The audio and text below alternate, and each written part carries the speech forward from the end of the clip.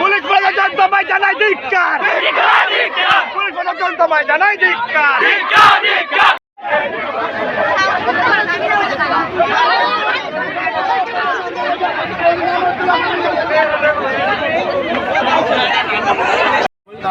আর CC camera আছে না লাগবে, ট্রাফিক পুলিশ সিসি ক্যামেরা লাগবে।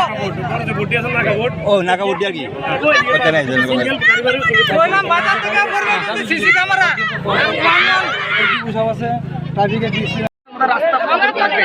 হ্যাঁ অবশ্যই থাকবে। আর আমরা স্পিডে যাই, এদিকে গিয়ে যানবাহনে খুব স্পিডে দিয়ে যায়, এটা স্কুলের সামনে।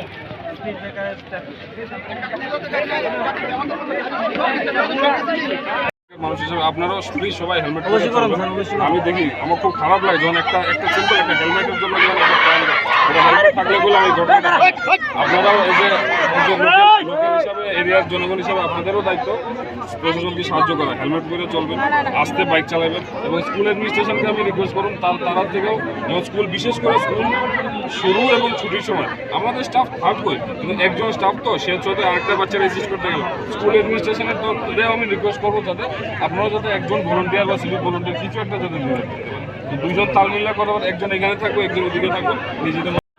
মানে তোমার নামটা কি? আমার নাম কৌশিক ভৌমিক, আমি ক্লাস 12 শ্রেণীর 12 ক্লাসের ছাত্র, চরিরাম দ্বাদশ শ্রেণী বিদ্যালয়। বিদ্যালয়। কিসের ভিত্তিতে প্রতিশ্রুতি পেয়ে অবরোধ তুলেছো তোমরা?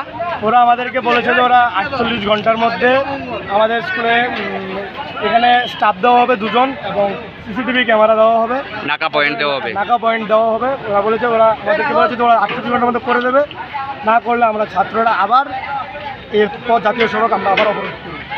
এখন তোমরা অবরোধ তুলেছো? এখন আমরা অবরোধ তুলে নিচ্ছি। কতক্ষণ সময় অবরোধ করেছিলে? আমাদের অবরোধ ছিল প্রায় 2 থেকে 2.5 ঘন্টার মতো অবরোধ ছিল। রাজনীতি করতে চাইছি না, না স্যার, ঠিক আছে মানুষের সামনে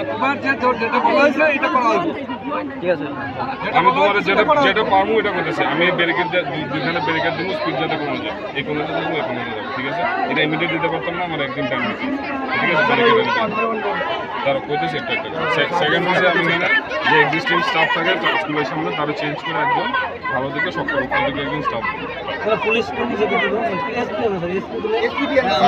এটাই তো বললাম।